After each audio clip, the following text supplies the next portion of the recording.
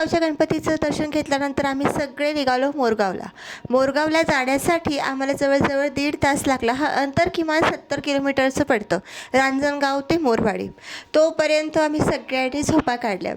पण आपण झोपा काढू नका. मी तुम्हाला आता मोरगाव गणपतीबद्दल काही रहस्य आणि इंटरेस्टिंग गोष्टीसुद्धा सांगणार आहे.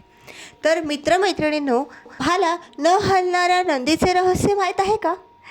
तर मित्रमैत्रिणींनो, आपण नेहमी बघतो की नंदी हा फक्त शिवमंदिरासमोर असतो, हा त्यांचंच वाहन आहे. पण मोरगावच्या गणपतीसमोरसुद्धा मोठी अशी दगडी नंदीची मूर्ती आहे. कोणत्याही शिवमंदिराव्यतिरिक्त गणपती मंदिराच्या मुख्य दारासमोर एवढी भव्य दगडी मूर्ती असणे म्हणजे खरंच ही मूर्ती देखील शिवमंदिरासाठीच नेण्यात झाली होती. एका गाडीतून तिला घेऊन जात होते तेव्हा मोरगावजवळ अचानक गाडीचा कडा तुटला आणि त्यानंतर अनेक प्रयत्न करून देखील नंदी तिथून हलला नाही. म्हणून तो तिथे सृष्टीचा विनाश किंवा महाप्रलय होईल तेव्हा कैलास, काशी किंवा वैकुंठ नष्ट होऊ शकतात, परंतु मोरगाव हे क्षेत्र अजिंक्य आणि सुरक्षित राहील. आणि आपण रोज म्हणतो ती सुखकर्ता दुःखहर्ता ही गणपतीची मुख्य आरती समर्थ रामदास स्वामींनी याच मंदिरामध्ये म्हणजेच मयुरेश्वराचे दर्शन घेतल्यानंतर त्यांना दिव्य साक्षात्काराने उत्स्फूर्तपणे रचली होती. मंदिरातील नग्न भैरव मूर्तीबद्दल माहीत आहे का? चला मग तर ते जाणून घेऊया की ही मूर्ती नक्की आहे तरी काय आणि नक्की का.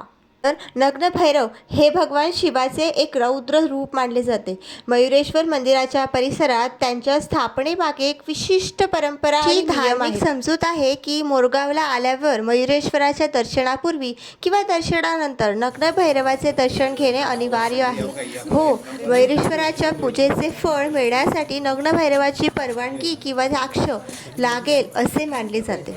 भैरव हे मयुरेश्वराचे क्षेत्रपाळ म्हणजेच रक्षक आहेत.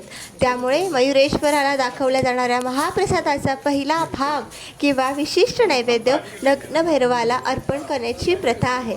नग्न भैरवराज स्तोत्रात त्यांचा उल्लेख गणेशांचा प्राणसखा गणपतीच्या भक्तापुढे आणि पाके राहून रक्षण करणे या भैरवाचे मुख्य कार्य मानले जाते. माहिती का, आपले जे गणपती बाप्पा समोर दिसतात मोरगावला त्याच्या मागे देखील एक गुप्त मूर्ती आहे, नाही ना?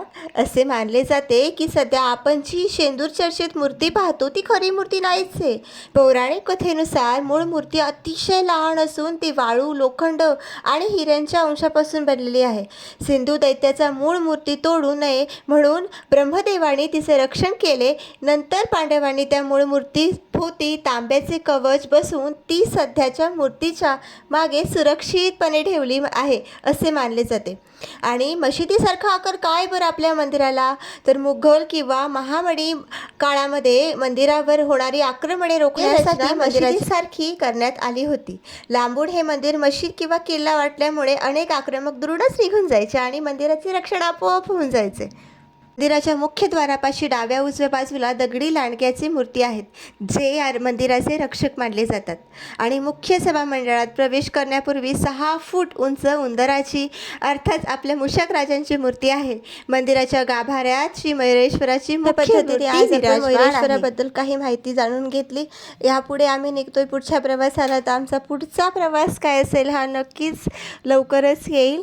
सो मित्रमैत्रिणींनो, कसा वाटला व्हिडिओ नक्कीच कमेंट करून सांगा आणि कमेंट करताना गणपती बाप्पाचा जयघोष करायला अजिबात विसरू नका. सो गणपती बाप्पा